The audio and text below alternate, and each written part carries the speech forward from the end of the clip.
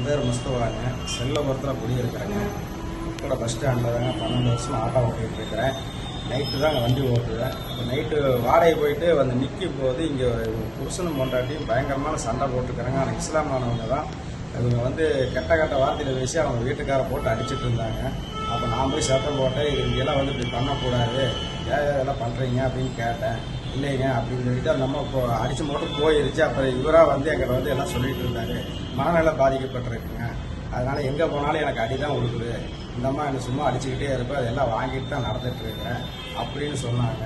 சரி போய் குடி எங்கேயாவது தேடி பாரு, எங்கேயாவது சுற்றிட்டு இருக்கு போங்கன்னு போயிட்டாங்க. திருப்பி காலையில் அதே மாதிரிக்கு எங்கேருந்து வந்தாங்கன்னு தெரியல, சண்டை போட்டுக்கிட்டே இருக்கிறாங்க.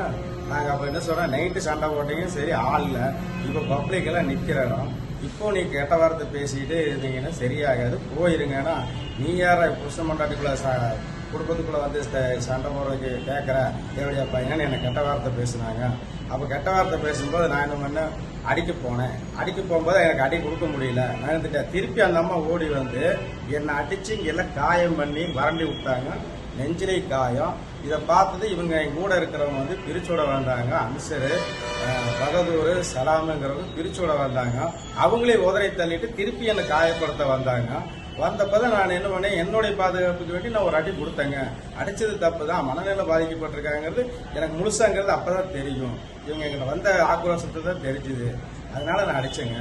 இதுதாங்க நடந்தது.